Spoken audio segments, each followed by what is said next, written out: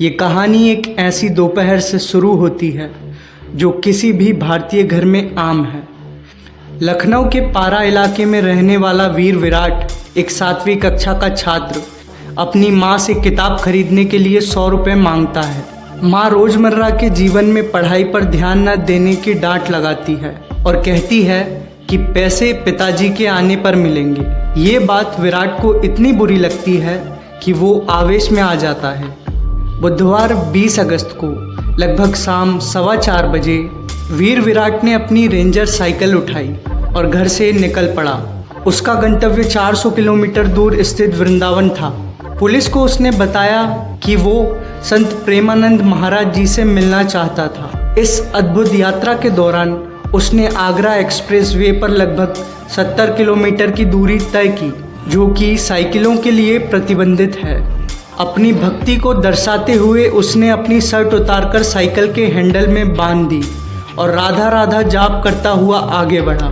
जब देर शाम तक विराट घर नहीं लौटा तो उसके माता पिता चिंतित हो गए। उन्होंने तुरंत पारा थाने में गुमशुदगी की रिपोर्ट दर्ज कराई। इस मामले की गंभीरता को समझते हुए पुलिस उपायुक्त पश्चिम विश्वजीत श्रीवास्तव के निर्देश में 2 टीम लगाई गई। पुलिस ने तुरंत कार्रवाई शुरू कर दी। उन्होंने बच्चे के जाने की दिशा में लगे सीसीटीवी कैमरों की फुटेज खंगालनी शुरू की। इन कैमरों का पीछा करते हुए पुलिस ने उसकी लोकेशन को ट्रैक किया और अंततः वृंदावन के एक आश्रम तक पहुंची।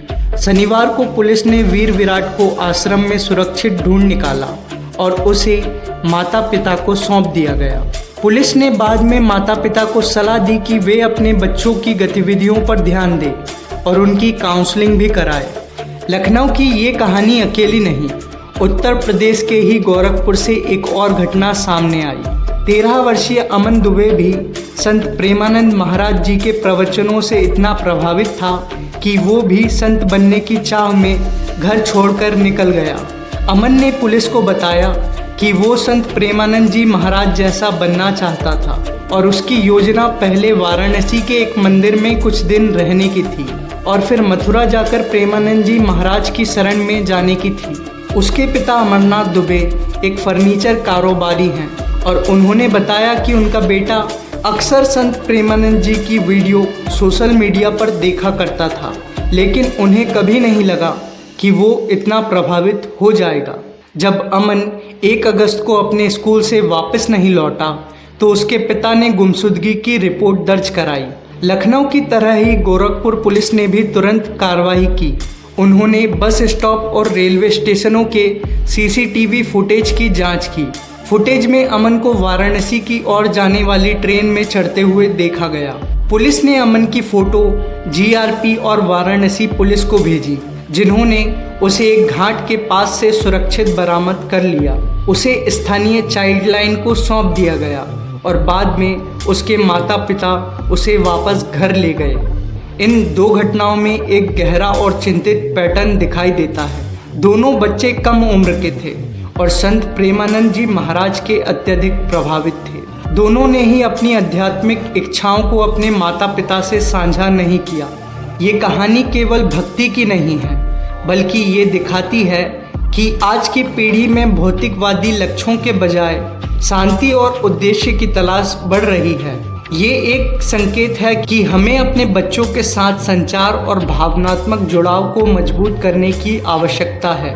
ये समझना जरूरी है कि माता पिता अक्सर अनजाने में बच्चों पर दबाव बनाते हैं, ये सोचकर कि वे उनके लिए सबसे अच्छा कर रहे हैं। अधूरे सपनों का बोझ।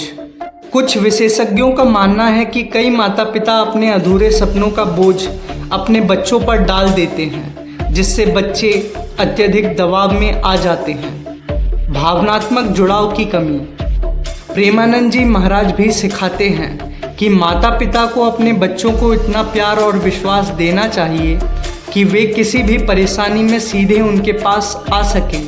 उन्हें ये विश्वास होना चाहिए कि उनके माता पिता हर हाल में उनके साथ हैं। जब ये भावनात्मक जुड़ाव कम होता है तो बच्चे अपनी समस्याओं का समाधान बाहर की दुनिया में खोजने लगते हैं।